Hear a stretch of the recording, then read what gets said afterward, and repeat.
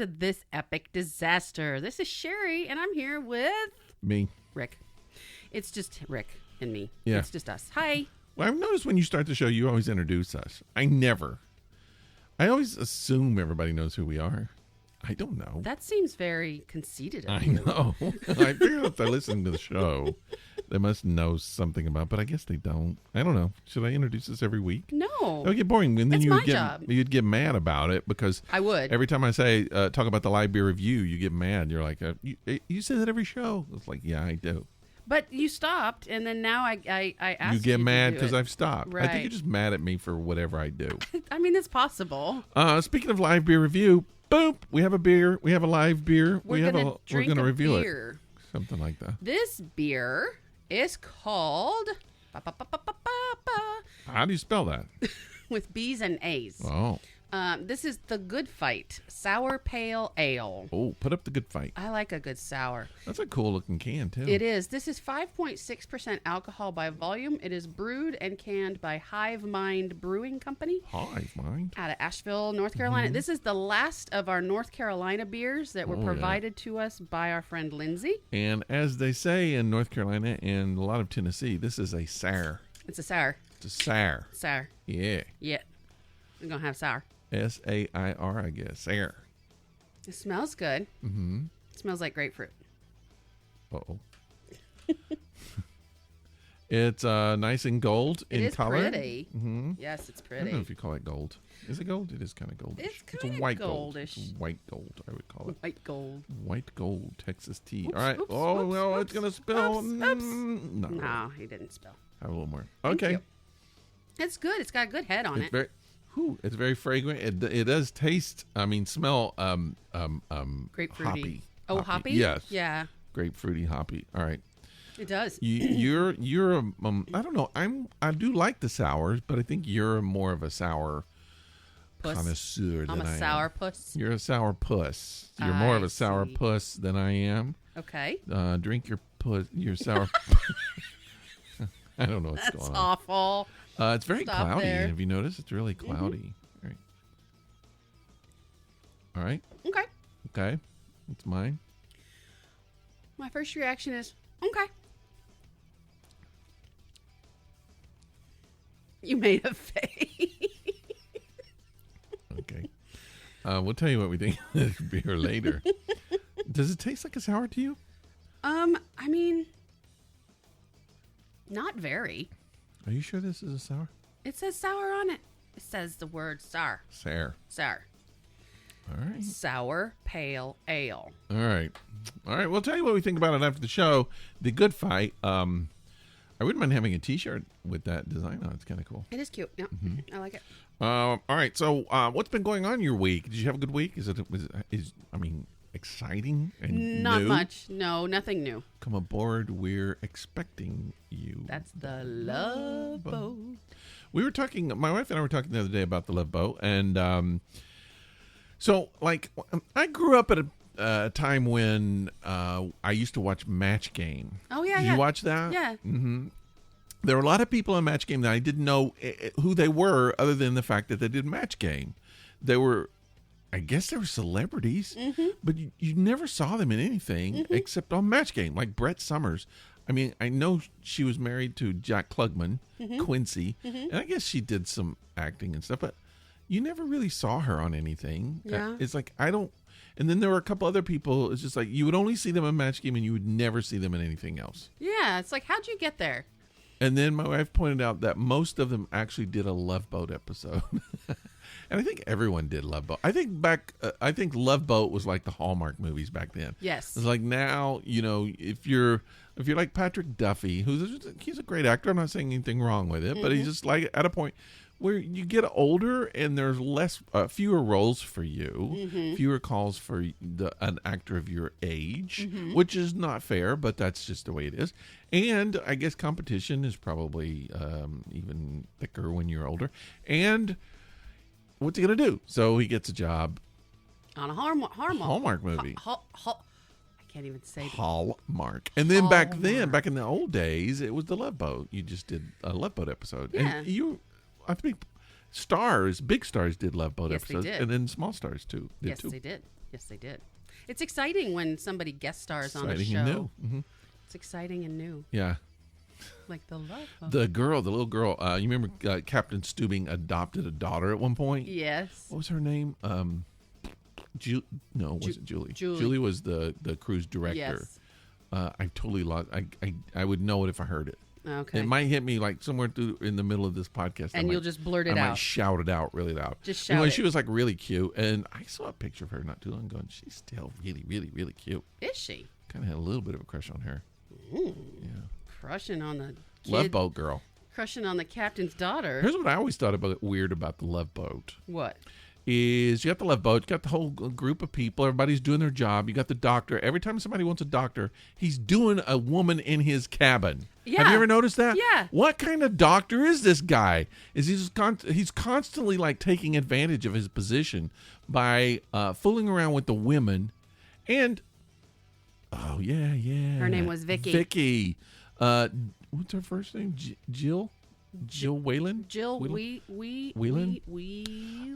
I can't remember. That's So weird the doctor was Bernie. I can't remember his last name, but he wasn't no Brad Pitt. No. But he was always banging the chicks and it's on like, the Love you're Boat. the doctor. Quit banging the chicks and You're spreading someone's disease. got a headache.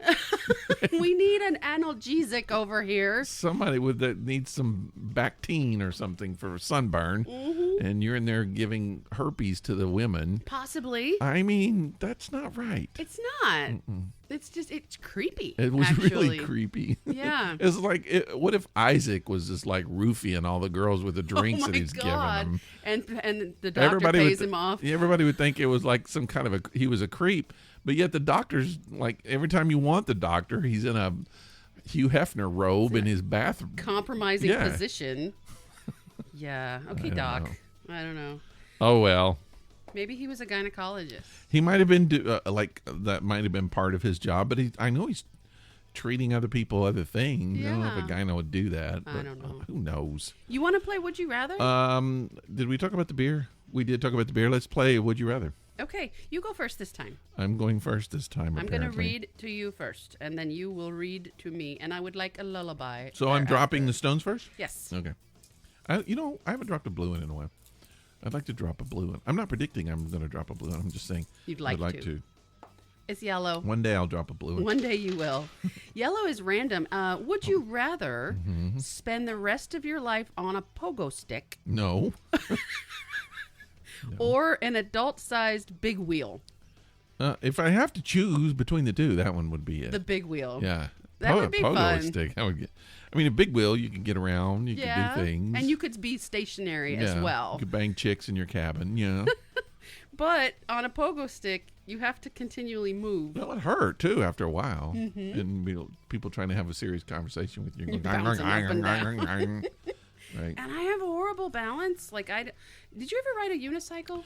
I never.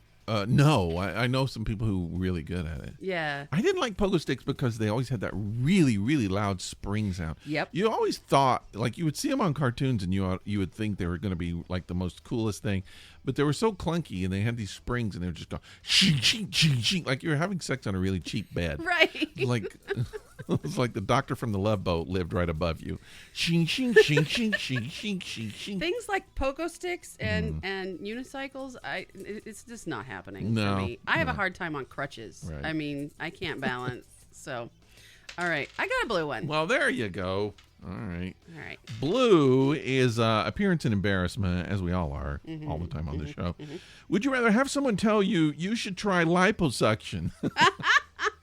Again. Okay. Hey, now, wait a minute.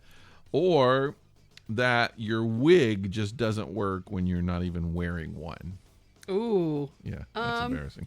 I think I don't care either way. Like, if somebody wants to recommend that I change my look somehow, they can just shut the hell up. Didn't you tell me you assumed somebody was pregnant once? Or did you somebody say assumed I was pregnant? Yeah, I remember that at now. the grocery store. That's embarrassing. I was buying a lot of groceries, and it was in Chattanooga, and I had on this great top that I used to love. It was like tight up by the boobs, and then it had an empire waist, which is just under the boobs, and then it would kind of flow out a little bit. And yeah, she got me almost all the way checked out, and then she mentioned my pregnancy. And I was like, I'm not pregnant.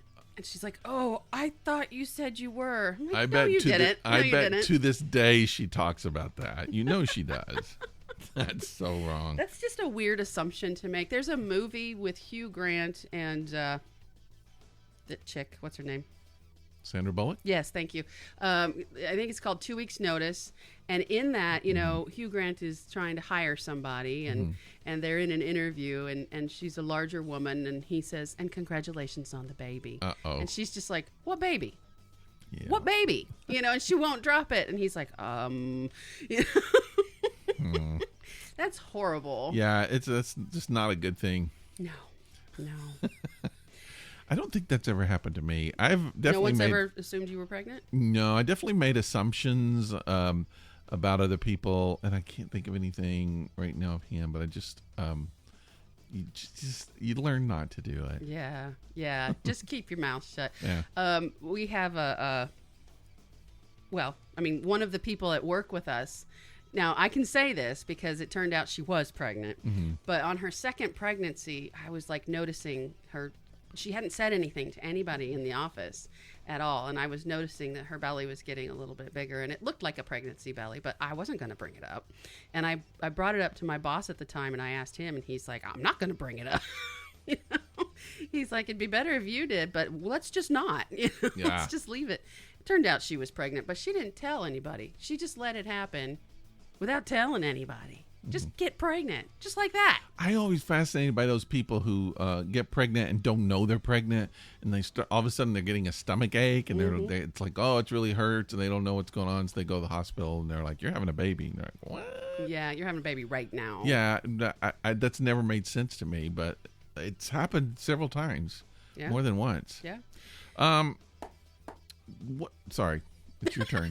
It's my turn. You're getting ready to do a thing. Yeah, I'm going to do my national holidays for the week. Oh, yeah. We need to know this stuff. It's fun. Yeah. I'm enjoying it, and I think our listeners are too. Me too. I am. I know I am. So, okay. I like knowing stuff. I like knowing stuff, too. And then you can plan for the week.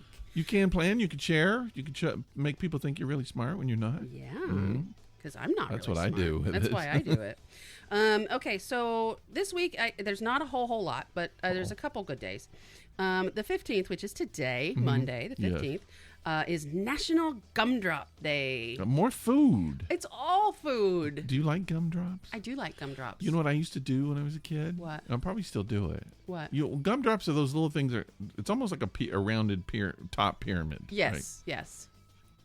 So I used to take them, put them in my mouth, and suck all the sugar off of them, and then there's nothing left but just this really slippery, gummy candy. Right. Yeah. Yeah. You like to suck and blow.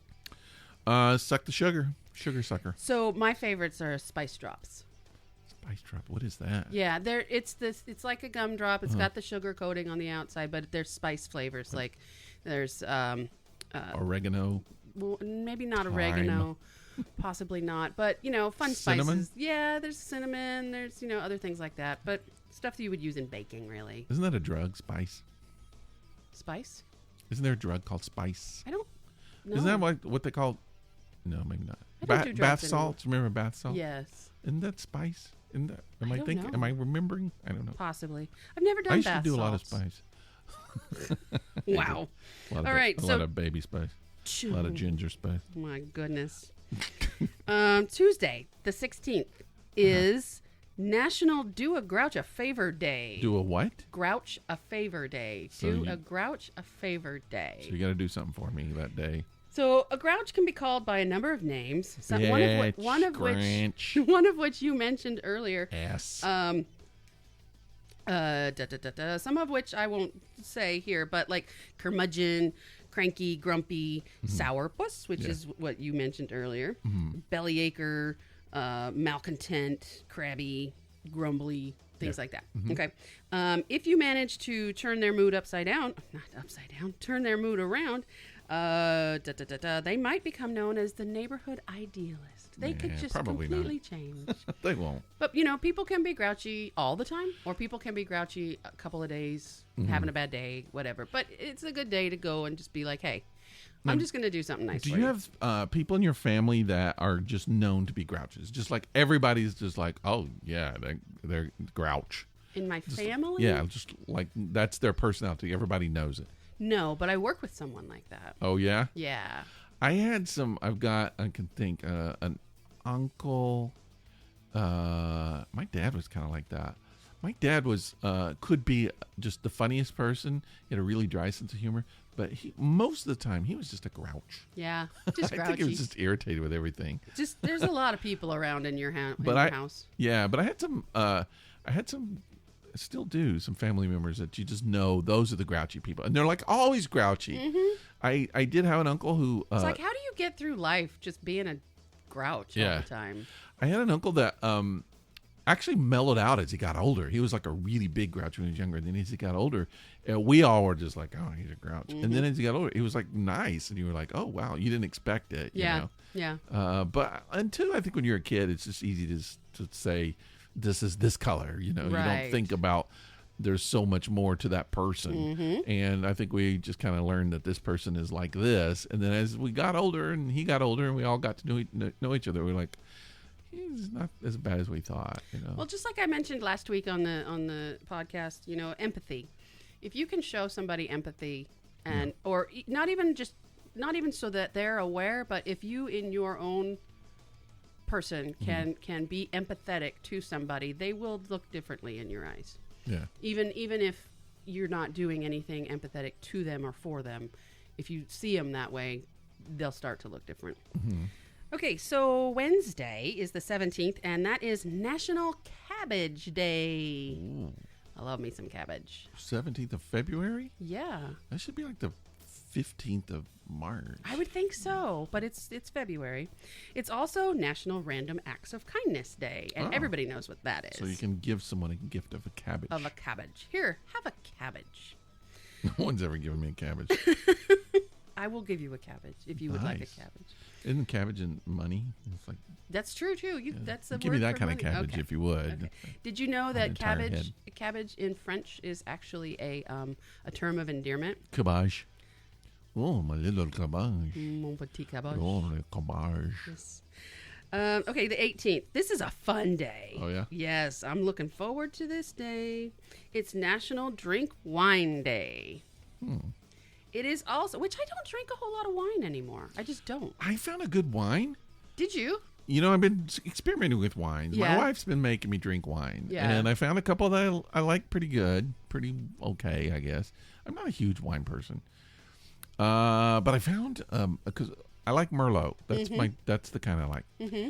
And I found one that's pretty good. McManus. Have you ever had it? I think so. A little fruity. It's not so bad. I kind of liked it. Yeah, so I got some of that. That was good. That's good.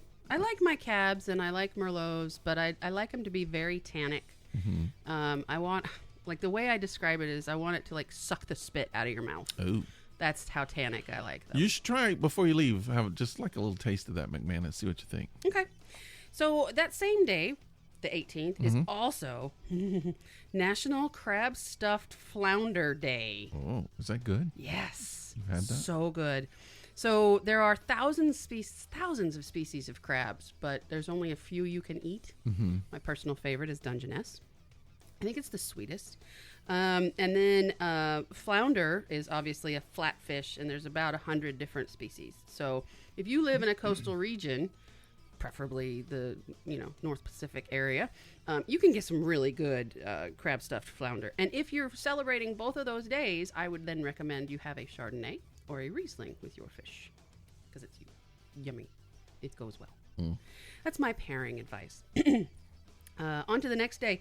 The 19th is National Caregivers Day. Oh. So if you know someone who's taken care of someone either full-time or part-time, do something nice for them on that day, because they need it. They deserve it. Mm-hmm. Yeah, they need a day. It's also, and this is disgusting, by the way, it's also National Chocolate Mint Day. Okay, peppermint patty. Whoa! You just threw beer all over the table. Well, I didn't throw it. I started to spill it, and I tried to catch it, and as I caught it, the beer like slung across. And I don't see your paper paper towels. Right there's paper towels over there. We have a little spillage here. We don't often get spillages. I think on some podcasts they would actually stop the podcast and say we don't do stuff like that. We try to be live in all conditions. And we also don't have a lot of spillage on the show, believe it or not. We wouldn't even stop the podcast if I had to say suddenly go to the bathroom or something. No, we would actually just record while you're in the bathroom. Yeah, that's how we do it here. All right, so Caregivers Day is Chocolate Mint Day. Peppermint patty. That's what we're right. We talked about that last week. Yeah, the peppermint patties and chocolate and mint do not belong together, in my opinion. It's the day to actually buy the peppermint have them patties. together. That's right. Chocolate mint. So. What could you get? You can get Girl Scout cookies. They have those, and the peppermint patties, and some like chocolate mint ice cream would be good. Blech. I'm trying to think of ways to celebrate. Yeah, those are great ways. Or you can just go to a wedding. Or there's always those mint. candies. There's always mint and chocolate mixed at weddings. I don't know why. Oh, and you could also get like a peppermint mocha. There you go. Oh man, yeah, I'll do that. Get a peppermint mocha. You totally like your coffee. Missed that one. You did miss. That's okay. I'll get it. All right. So the next day is the 20th, and that is Saturday. And this is good. It's National Cherry Pie Day. So bake a cherry pie. She's my cherry pie. I like me some cherry pie. Oh yeah. I do. It's also National Love Your Pet Day. Oh, that's nice. I think it's a good day. It could be National Give Your Pet Some Cherry Pie Day. Let's not give our pets cherry pie. They might like it. It's not going to be bad for them. Maybe cherry just a bite. Good. Maybe just a bite with some cherries. I feel like cherry pie is one of those pies that is either can be really, really good or really bad. There's generally not. It's rare that you have a piece of cherry pie that you're like, oh, okay. Mediocre pie. Yeah. So what would you say would make a bad cherry pie? A little too sour. Okay. Just not a good mix all around, Okay. I feel like that. You like your cherry pie sweet. Well, there needs to be a good sweetness to it. I feel like the cherries can't be mushy. Yeah. I think the crust can't be overly cooked. So if it all kind of, how cobbler is, Yeah. So almost like that where the juices and everything kind of mix together and I don't know, I feel like. Do you ever eat those cherry pies that you get at the store? Yep. Oh man, so much sugar in those things. Oh, I know. So much sugar. Yep. They were good. They were yummy. And not just cherry, but they were like apple and all kinds of them, blueberry, peach. all of them. Mm-hmm. We used to eat them all the time as kids. So the last day of the week, which is Sunday, the 21st. This is good. National Sticky Bun Day. Oh, I have that right now. No. Not you mean I'm sorry. Food, I'm not sorry. your ass crack. Sorry, I didn't mean to talk about ass crack right before So sticky buns, that is really like cinnamon rolls, or is that something different? So it's known as Schnecken, which is the German word for it, Schnecken, which means snail. Because it's like wound up like a cinnamon bun, and it's got slime on it. It's like is it cinnamon or is it just honey? Or? You can do cinnamon. That's one that's common. Mm-hmm. The sticky bun is rolled into a sweet spiral resembling its German name, so looking like a snail. Okay. It's still considered to be a Pennsylvania specialty. Many believe the sticky bun's origin in the United States began in the 19th century. German settlers brought their baking traditions with them when they began settling in and around Philadelphia. Most often served for breakfast or as a dessert. Sticky buns consist of rolled pieces of leavened dough. Most contain brown sugar and sometimes cinnamon. Before the dough is placed in the pan is lined with like sticky sweet ingredients like maple syrup, honey, nuts, sugar, butter, all that good stuff. We should have had that tonight. And then you roll the buns up and you stick them in the pan. And then when they're done baking, you flip it out upside down so the sticky bottom becomes the sticky top. And they're just so yummy. The concept sounds really good. Yes. A lot of promise there. There's also a lot of sugar there. Oh, yeah, but why not? I mean, if you're just going to have one, it's fine. And it's also, Sunday is also National Grain-Free Day. And that's no good. The point to that is, there are people with celiac disease and things like that, and they can't eat wheat or rice or corn or things like that. And they often end up like at gatherings and feasts and even, parties. They end up just like eating the vegetables, or fruit because there's nothing there for them to eat. So the point of this day is to invite your friends who are wheat intolerant over and make a whole meal just for them with no grain, and let them be part of it and enjoy it, and it might help you learn some new recipes and stuff. Okay. So it's just a fun way to get together with everybody, where everybody can be included. Sure. And that's it. That's all I got. Cool. Yeah. Well, a lot of stuff to do this month, or this week, I should say. Yes.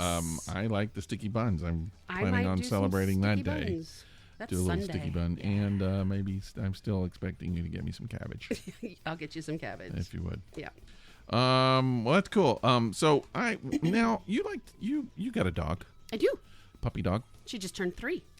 And Last month. you have occasional issues with your dog, as everyone does. Sometimes. Okay, so I have something interesting here, and I'm not sure what to do about it. What's going on? So I have 2 dogs. Yeah. We have a black lab who is a senior dog. Yes. And he's going through senior problems. Yes. So here's what he does. So and this is probably, he's never been a completely balanced dog. Right. He's always a little. He's always had some behavior problems. Yeah.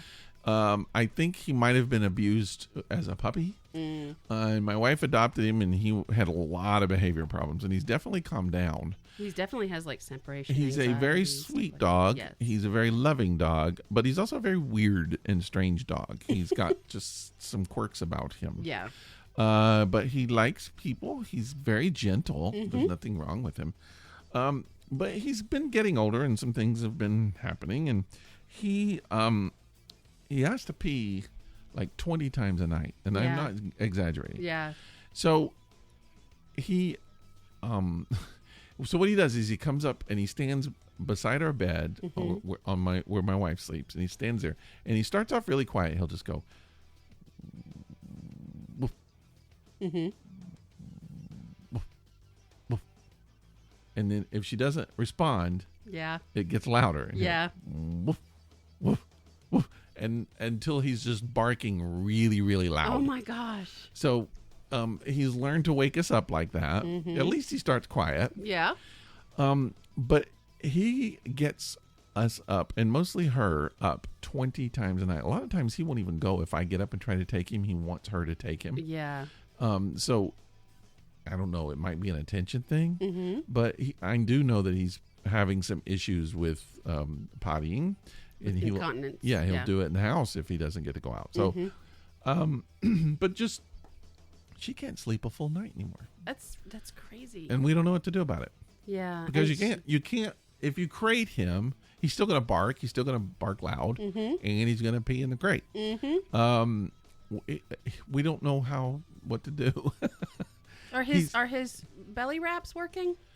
Yeah, but see, he doesn't know what they're for. So even if you put that on him, he will come to the bed and want to go outside. He wants to go outside. He doesn't know he can pee in the diaper. Right. So that doesn't help. It helps when we're gone, when no one's here. Yeah. And because he's got to go somewhere, and he just goes in the diapers. So I don't. We're not getting sleep.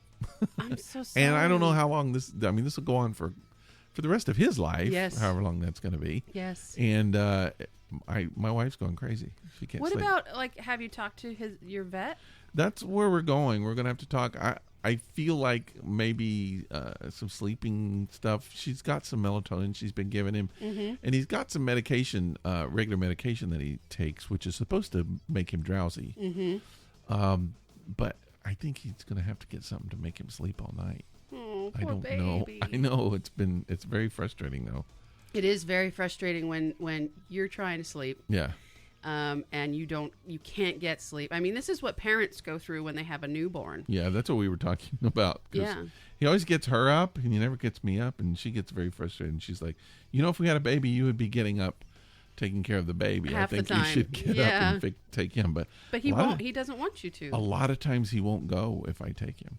And so we have another dog, an Australian Shepherd, and she's a happy, excited participator. She wants to do everything that everybody's doing, and so she gets very excited with potty. And so if everybody's going to go potty, she's going to go potty, and she's going to be better at pottying than everybody else. Yes, she's going to be the star pottier. That's right. So she's all excited about that. So every time he needs to go out, she gets all ready and excited. she has even started not going out with him. Yeah. And that's unusual. Because she needs sleep too. She's just like, again, no way. No, I don't. I'm not going out there. Sometimes like twice in 30 minutes. Oh my gosh.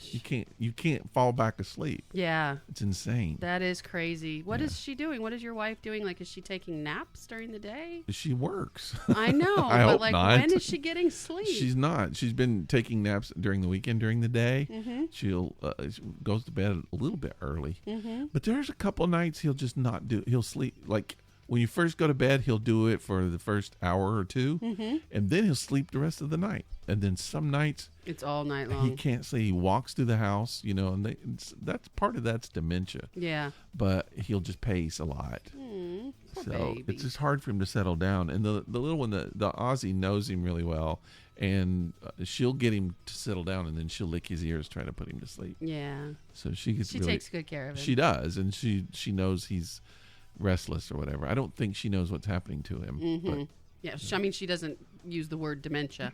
yeah, she doesn't know he's. I guess she might know he's getting old. I don't know, but she knows that his behavior is a little off. Mm-hmm. Mm-hmm. I don't know what to tell you. My only thing is go to your vet, because you can't live like that for much longer. Yeah, I think we're going to have to. My cat has started doing something very similar to that. Now, about a year ago, maybe a little bit longer, she had to go to the vet, and they told me, she's pre-diabetic, and she needs to lose weight. Like, she was football shaped. Like, Oh, yeah. she was a big girl. I used to call her Fatsy Klein. Fatsy Klein, that's right. You can't do that anymore. No. So I had to stop giving her dry food altogether. Like, her whole life, I have free-fed her dry food, and then I'll give her wet food on top of that. Right. And that's how I've always fed her, and she just, was big. And the vet said we have to cut out carbs as much as possible. Pre-diabetic, you have to watch your carbs when you have diabetes for the sugar content.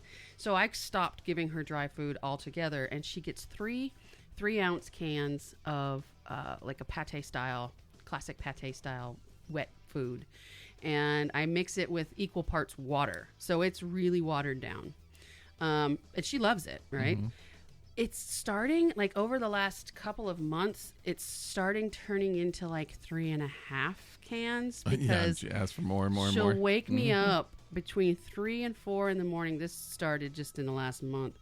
Between 3 and 4 in the morning, she will jump up on the bed and scream. Like, I mean, it's not like a scream, but she's getting louder, It's, I mean, it's just like, you can't sleep through that, right? And she won't stop until I get up and go get her food and give it to her, because her bowl is empty and she's not happy about it. Mm-hmm. So I'm going to start trying something. I think I'll start tonight. I'm going to give her like 1.5 cans when we go to bed, just to see if that'll last her that much longer. But I won't let her get up to 4 cans a day. That's too much food, and she'll start to put weight on again. Maybe that stuff. There's not that much fat in that wet food, though. No, and it's no carbs, and right. And it's not a whole lot of fat. And of course you don't get her like the gravy lovers right. or the stuff like that, because that's where all the carbs are. Right. She just gets the classic pate style, and I mean, she's lost a lot of weight over the past year.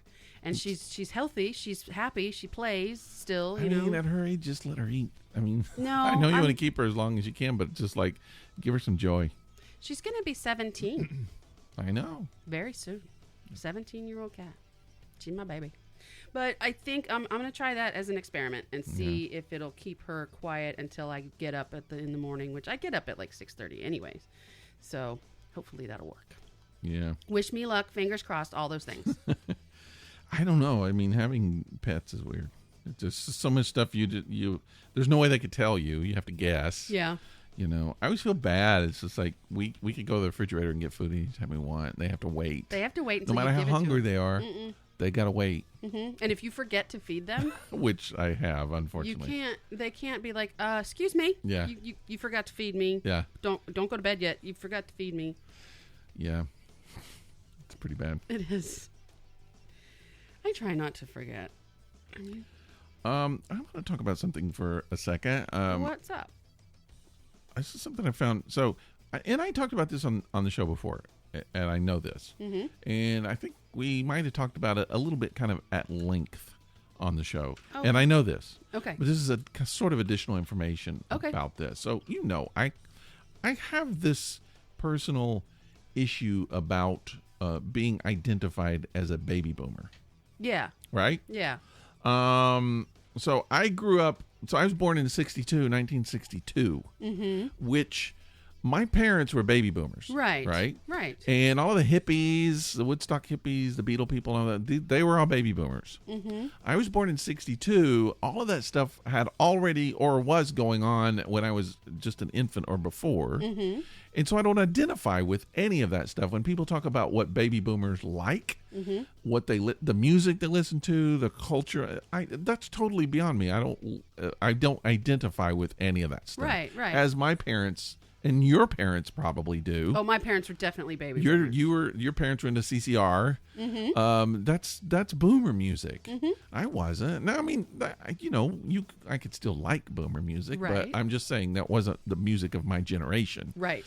Like my wife's parents were born also at that time. So it's always bugged me that I'm classified a lot of times as a boomer. And you're not. I don't feel like I am. But I'm also not a Gen Xer. You're a Gen X, right? I think so. My wife is Gen X. I don't know what the dates on that is. You might want to look that up. But it's like 65, I think. I don't know what the closing day on Gen X is.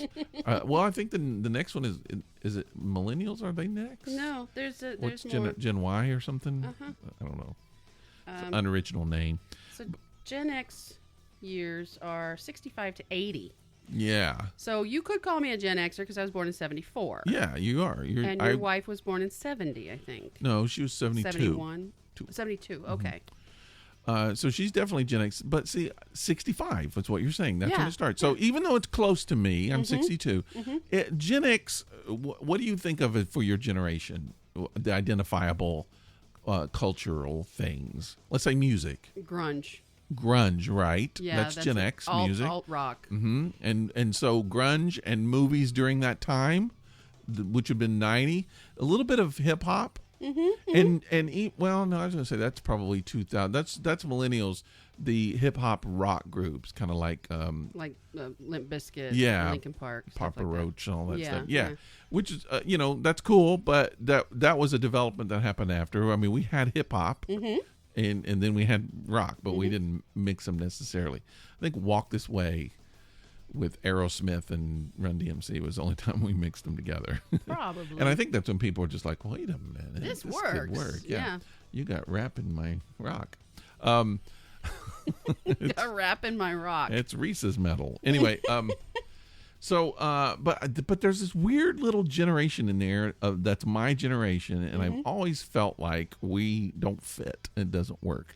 So, Yeah. and I found out not too long ago, I did a thing, and this is what I think we talked about on the show. Someone has identified that little group and came up with a name for that group, and they call it Generation Jones. Generation Jones. Which, let me just say, I think that's the dumbest name. And I don't like it. I don't want that name. But anyway, that's what someone came up with. And, I was just like, wow, finally someone I recognized that we don't fit in either one of these things. So anyway, a friend of mine actually posted this. Somebody I went to high school with posted this online. And I was like, yeah, finally someone else is recognizing this. So I wanted to kind of go over it because there may be, I don't know. I think there might be a couple people my age who listen to our podcast. Maybe. So Generation Jones, like, who is Generation Jones? They're a micro generation. See, I actually prefer the micro generation rather than Generation Jones. Yeah. I think we should be the micro generation. Okay. There's also somewhere somebody had called us the Baby Busters. The Baby Busters. Which it sounds kind of abusive. Yeah. I think but I also like the people, and like instead of the boomers, we could be the busters, and I think that might be kind of cool. Okay, Buster. Yeah. So anyway, and I'm not going to go into this really long, the origin of the term. Someone came up with the name, and they said Generation Jonesers jonesed for a better life, which I think is dumb. Why don't they call you the Generation Fiends? Because you could don't- fiend for a better life I too. don't know. It goes in, and I'm not a fan of that. But anyway, so here's what I want to go. All right. What are the years for Generation Jones? All right. Generation Jones is 54 to 64. Okay. Okay. Uh-huh. So that's 10 years. Yeah. And in my opinion, I don't think generations should last any more than 10 years. That, Well, to me, is a good... A time frame. generation would be, like, in my opinion, a generation is the time you're born to the time you're able to have children. Okay. That should be a generation. Okay. 'Cause And then that you're- would be about 20 years. Yeah, because you're going to have more kids, a new generation. Got you, I got don't you. feel like I should be the same generation as my parents. I that agree. doesn't work. Yeah. And that should. Okay. So anyway, so I like that idea, 54 to 64. Although some contend the microgeneration doesn't start until 57. Okay. So if it's 57, that's a really much That's a very micro. thinner group. Yeah. Yes. Most people agree that it ends in 64. The following year, 65, marked a sharp decline in the U.S. birth rate, thus ushering in the baby bust. By the way, early Gen Xers were known as baby busters. I'm sorry. So the Gen Xers were baby busters. Yeah.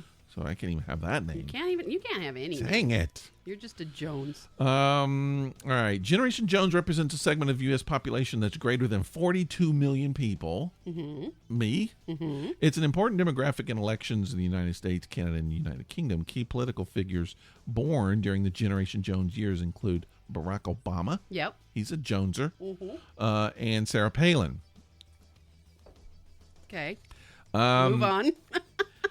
And historic events, pop culture icons. All right, several historic events helped to define the Generation Jones youth, and this is a lot of youth. A lot of people won't understand what was going on. This will help you. This was going on when I was growing up. Okay. Watergate. Yes. The No Nukes marches that happened around the country. Live Aid. And the Iranian hostage crisis, which I think you and I talked about like 3 weeks ago, 4 weeks ago. I think we did, yeah. On the show. Yeah. And you didn't hardly have a frame of reference for that. No. To me, that was going on when I was in high school. That's so, And it was every day on the news. yeah, just, I was very vivid. In addition, here are some pop culture icons that closely associated with Jen Jones. Let's see. Go. Television shows. And this is funny because I do remember these, but so a lot of people know these from reruns, Yeah. but I went through these as When they were first aired. Yeah. Yeah. Family Affair, Okay. The Brady Bunch, Josie and the Pussycats, the animated show, the Partridge Family. See, we used to watch every week. We would watch the Brady Bunch, and then immediately it was followed by the Partridge Family. Yeah. Yeah. Room 222, I don't know that. Fat Albert, I know that one. Dallas. Yeah. That was in high school, Dallas. And Nanny and the Professor. Don't know that one. I had a crush on the nanny. Who doesn't have a crush on their What was her name? name? Juliet, something like that. I don't know. Yeah. Okay. Richard Long was the professor. Interesting. I remember that. Richard Long. Yeah, he was in like the Big Valley. Yeah, he was. He was in Okay. the Big Valley. Okay. Yeah, see, I'm generous, Joe. All right, the movies that were important to these to this generation: The Boy in the Plastic Bubble with John Travolta. Wow. Yeah. Taps. You remember Taps? Yes. Who was in Taps? Can you name? No. Oh, jeez. I almost said it. I'm totally drawing a blank Give it a minute. on the main guy. Give it a minute. But it was Tom Cruise's his first. He played a crazy guy. He did? Huh? He did? Tom Cruise did. Okay. Yeah. It was like one of his first really big roles, and I'm totally drawing a blank on the main guy, and it's driving me nuts because I know him so well. George C. Scott. No, he was the military guy. Timothy Hutton. That's who I'm trying to think of. Okay. Thank you. You're welcome. Brian's Song was very big. I didn't care for that. Mary Poppins when I was a kid. Yeah. Fast Times at Ridgemont High. Love that movie. Risky Business, another Tom Cruise. Saturday Night Fever, Star Wars. I saw the first Star Wars, and you did too, I'm sure. Yep. Flashdance. Love Story. Don't know Love Story. Gee, look at this. What? Music. All right, these are the music. Okay. Is this interesting? This is the music that I listen to. This is Jen Jones music. Okay. It's kind of like Jen Jones. It sounds like a mass murder. Okay. The Jackson 5. Yeah. Donnie and Marie Osmond. See, there was a big war in my family. Like my brother was a big Jackson 5 guy. I was the Osmonds. You were the Osmonds. It was the Osmonds versus the Jackson 5. So basically, cool soul funk and me, boring white guy. Did anybody like the Captain and Tennille? I was the Captain and Tennille guy. Okay. Yep. The Sex Pistols, which I never listened to. David Cassidy in the Partridge Family. Led Zeppelin. I feel like Zeppelin was before. You know what? I'm not this is going to come as a surprise to some people. I'm not a Zeppelin fan. Yeah, we talked about that. Yeah. But I feel like that's a boomer band. Maybe not. I don't know. 8-track tapes. So many early albums I listened to on 8-track tapes. Did you really? Oh, man. And here's the thing about 8-track tapes is it would change tracks right in the middle of the song. So I learned so many early songs right in the middle, just stopping and then picking up after the tape changed. Wow. My first Elvis Costello album was 8-track. So, and it's to this day is my favorite one. When I was little, let's say 8 or 9 years old, I had, cassette players. Yeah. Everybody had cassette players. Sure. And we went to my uncle's house one time, and he had an 8-track player in his car. And they had all these 8-track tapes. Yep. I had no idea what they were. I didn't know at all what they even were. Yeah. And you were listening to 8-tracks. Oh, yeah. And I was like, what is this? What does it do? I had, I remember my 2 8-tracks I played all the time was Elvis Costello, Trust, my favorite album of his, and Chick Corea Jazz I listened to a lot. I had Billy Joel's 52nd Street on 8-track. On everything. That's how we listened to so much stuff. Because, I mean, it was cool back then. Yeah. I had George Carlin, a lot of Carlin on 8-track. Disco and punk were important music things, and Born to Run by Bruce Springsteen, who I did not listen to during that time.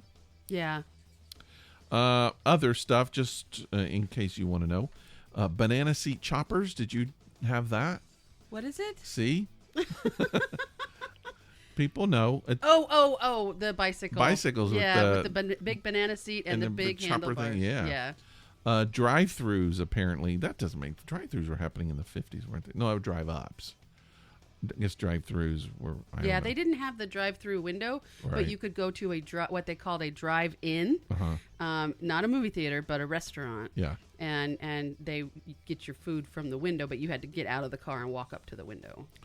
Walkmans, VCRs, CB radios. If you had a CB radio handle, then you're probably a part of this generation. Did you? Yeah. Yeah, but I don't remember what it was. Interesting. I remember my dad. My dad had Bloody Bones. Wow. Yeah. I had one, but I can't remember what mine was. Interesting. Because I didn't have my own CB. I had to use my dad's. Right. Space Invaders and Pong were big. Pop Rocks and Wacky Packs. I loved Wacky Packs. Was Wacky Packs the ones with just the powdered stuff and you had the stick? No, Wacky Packs were like bubblegum cards and stickers, but they were like takeoffs of real brands. Oh, okay. And they would make them like really gross. So it'd be like Tide laundry detergent, and they would change it to something like really disgusting. Okay. Interesting. And it had the same logo and everything. It looked like the real thing, but it wasn't. It's kind of Mad Magazine thing. Interesting. Fashion, leisure suits, feathered hair. Remember that? Yes. Mood rings and Adidas. I remember Adidas was so big. So that's Generation Jones. Jen Jones, 54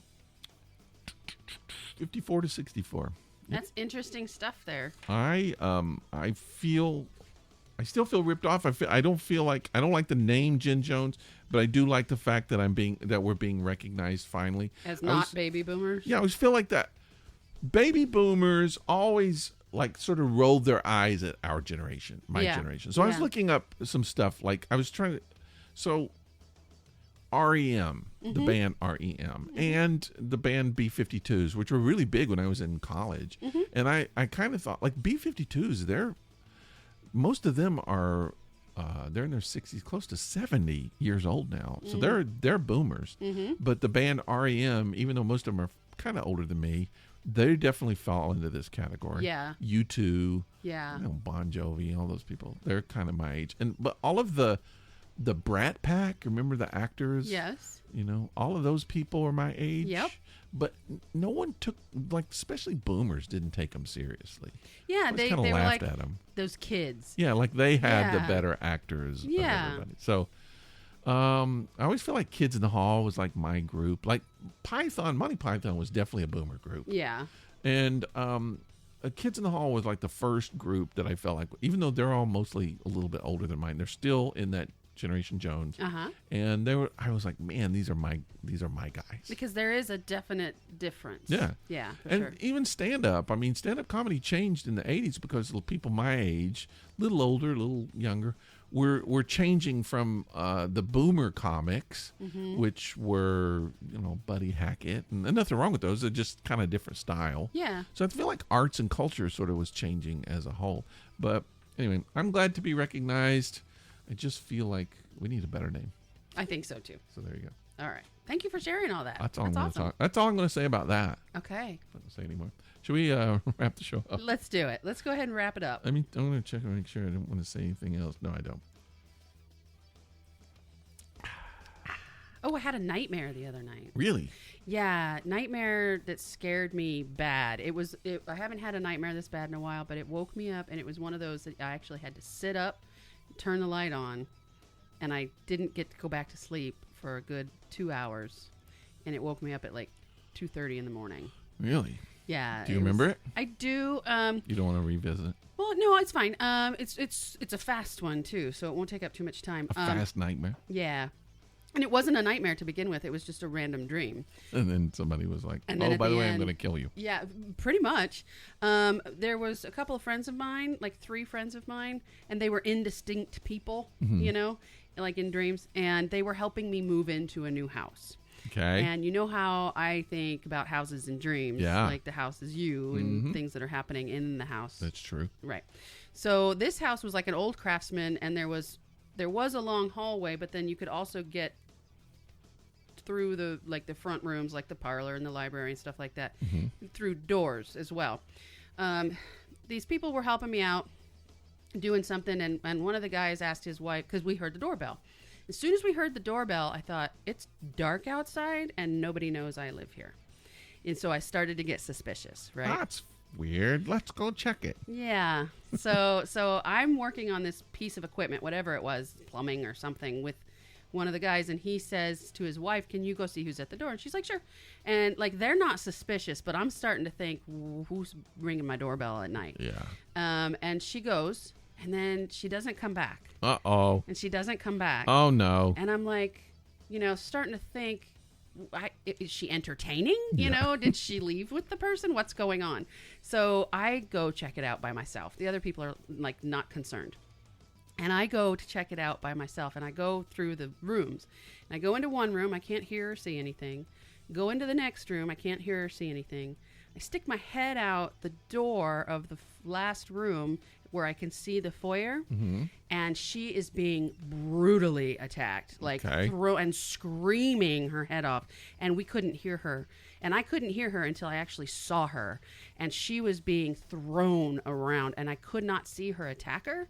But the words, instantly, adrenaline dump, and everything slows down, and you can't move in your dream, and it's suddenly, you can't do anything. And so I turned around, and I went to yell for them why I thought I could do this, because we couldn't even hear her screaming her head off. So I turned around to yell, and the words that came out of my mouth is, there's someone in here. Yeah. And I woke up saying that. There's someone in here. And it freaked me out, bad. I mean, it was a bad, this wasn't human. So That's really interesting because I've had a couple of dreams where, and this is very conceptual, but I've had a couple of dreams where, like what you're talking, like nightmares, where something really, really, really freaking scary happens. Yes. And someone says something, or I say something, or something that is severe understatement. Yeah. And for whatever reason, that's just scary. It is scary. And that's what sounds like happened. I mean, the same thing happened. You're dreaming the same thing that I dream. Yeah. Wonder what it is about that. I don't know. The understatement is so frightening. I don't know. Oh. It freaked me out. Like I was literally saying the words when I woke up, like saying it out loud in real life. And I don't normally do that, but it was one of those where you like sit up and shake your head, and make it go away, and there was no going back to sleep for a while.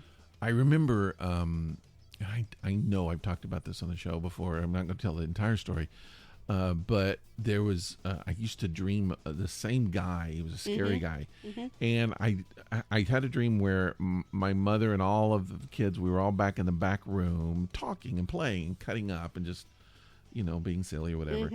And I just looked at my mother and her face suddenly just kind of went white. Yeah. And I thought, and I turned around and looked, and that guy was standing in the doorway. Yeah. And he had a bunch of balloons in his hand. Oh my God.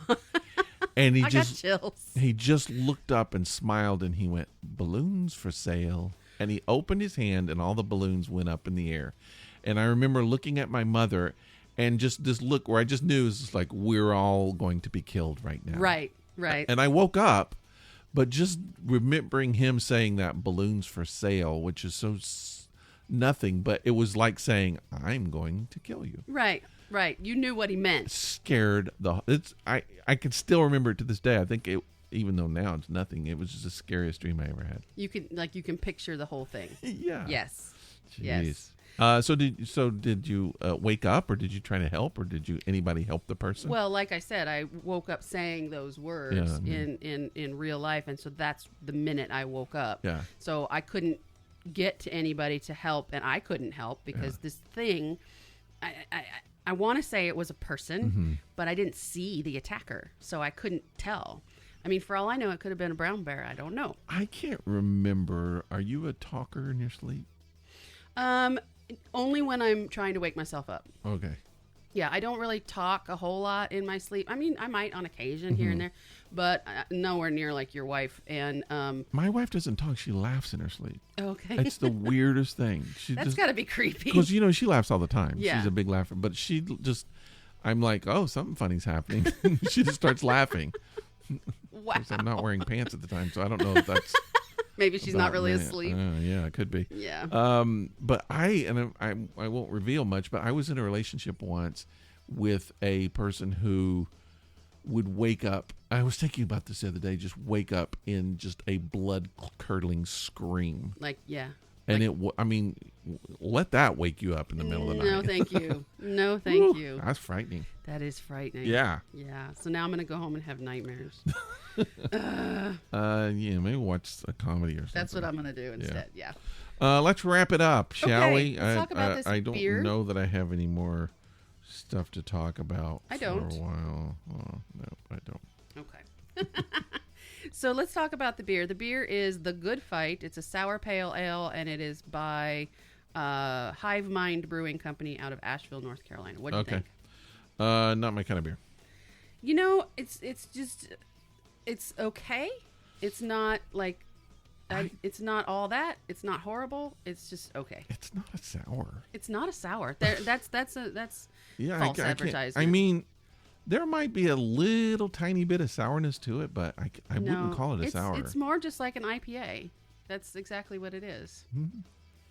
So yeah, they got the pale ale part it's right. It's a more tart IPA. Yeah, it's not sour. Oh well.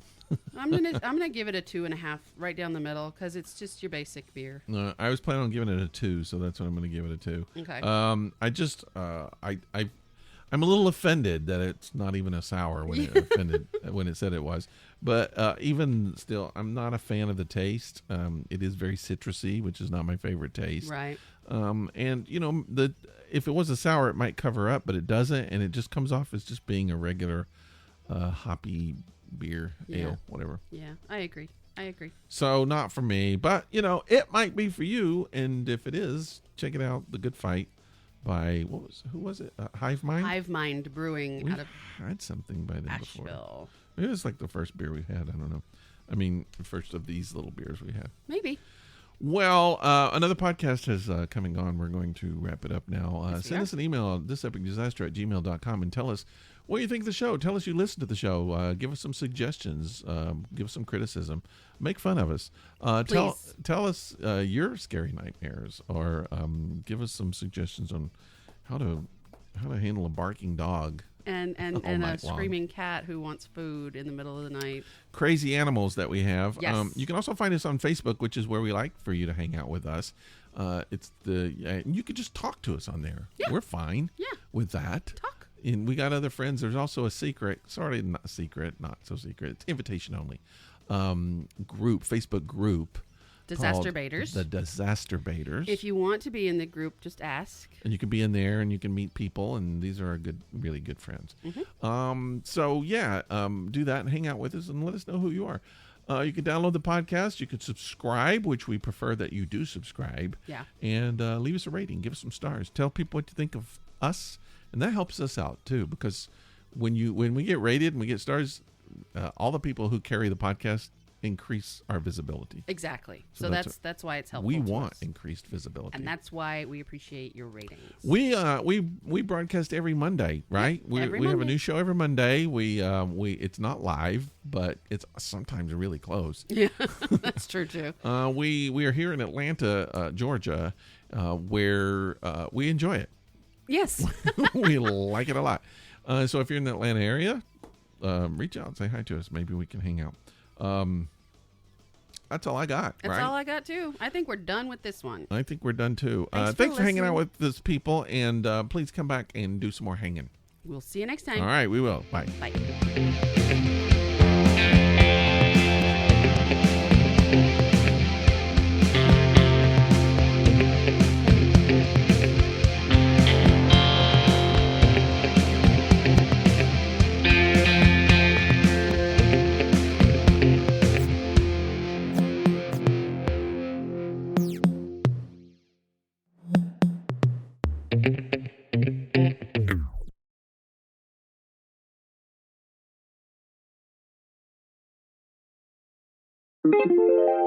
This is a Violet Jester Media podcast.